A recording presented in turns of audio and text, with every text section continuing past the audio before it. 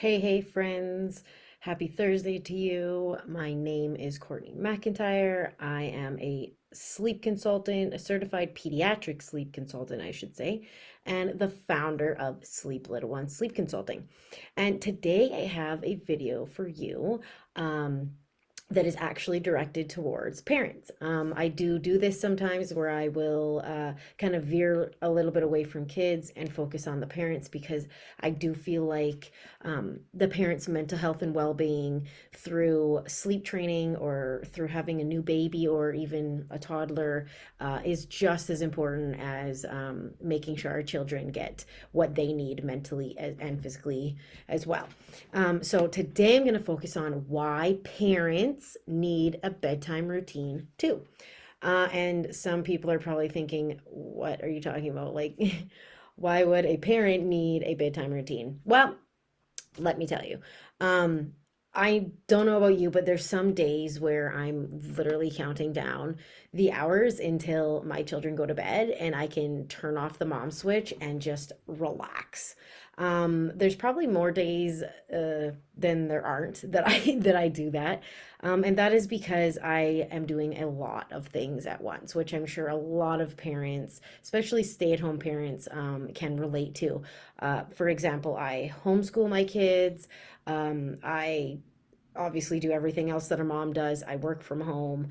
So I'm doing a lot of things at one time. So when I can finally get that time to relax and wind down and not have to change a bum or break up a fight or stop my toddler from banging on the window and almost breaking it or something like that, then it's just nice. It's just nice to just sit.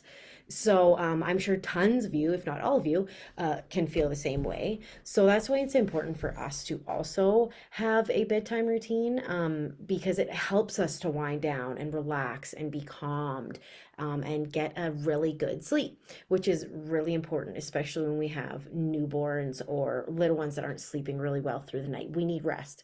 If we're not getting it, we're going to become sleep deprived, and that can create a whole other issue of problems, and can actually become very, very serious mentally.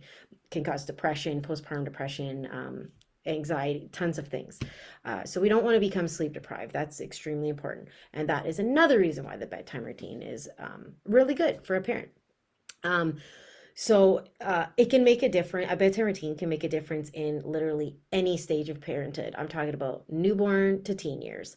The parent switch is constantly on, um, all day long. So sometimes there's days throughout the day where I'll sit and I'm like, oh, I can have 5 minutes to myself, and then I'm proven wrong every single time. There's always a diaper to be changed, or there's always something that needs to be done. As soon as I sit down, something needs to be done. So I never really get to sit. I never really get that relaxing time until bedtime. So yeah, so the bedtime routine is really important. It's beneficial to you as the parent, which in turn is also beneficial to your child, because when you have a good bedtime routine, when you feel good, your little one's going to feed off that too. So it's very, very important. So when is the best time to start a bedtime routine? Can you start a bedtime routine whenever you want? Can you start one if you have a newborn baby? Can you start one if you have a teenager? And the answers vary. As a parent with a newborn, you don't really have a lot of time from when they go to sleep to when they wake up for another feed. So you might not have time to like have a long hot bath or do a facial or something like that.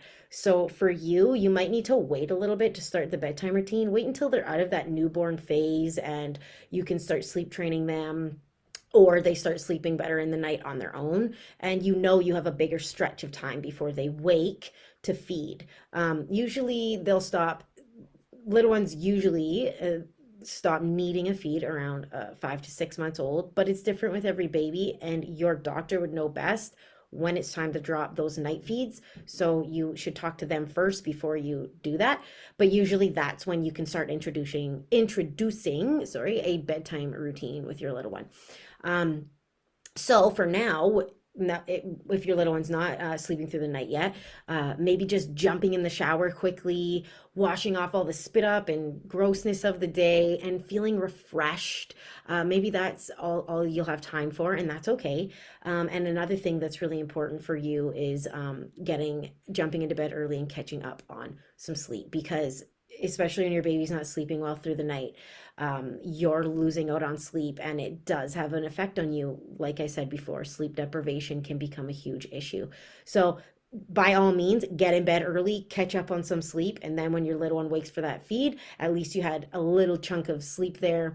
Usually, that's the longest time chunk that they'll be sleeping, so it's a good time to catch up on some sleep. But once your little one is sleep trained or they're sleeping through the night, you can introduce that bedtime routine. And of course, you're going to want to do some cleaning. I know myself that when the kids go to bed, I'm like cleaning up things that I never got to throughout the day, and that's okay. But when you're done that, take time to yourself. You need to do it. It's so important. So make sure that you do that. So what does this bedtime routine look like? What does it look like for a parent? So does that mean it looks like our little one's routine where you take a bath, you read a book, you go to the bathroom, and then you go to bed? Yeah, it actually it does. It doesn't have to be exactly that, but that is a good starting point. So it actually is a good starting point. And why? Because it's relaxing, it's soothing, it's calming to us, and it helps us to get into a good headspace to fall asleep and to have a good sleep. So it actually can be very helpful. It doesn't have to be that, though. You can make your bedtime routine whatever you want. It's what you want and what you like, but it has to be relaxing, calming, and it doesn't require you to do a lot of deep thinking. So don't like go pick up a book that's like, about how to not yell at your kids, or like something that like requires you to do a lot of thinking. If you're going to read a book, read one that has nothing to do with anything and it's just interesting and you like it. It's not going to, you don't have to like think really hard about this book. Um, so, what can a bedtime routine look like? I can give you an example. So, you could start off with taking a long hot bath, maybe with some bubbles, Epsom salts. I also like to put some essential oils in mine, some calming ones or ones that soothe my muscles, which also the Epsom salts can help with.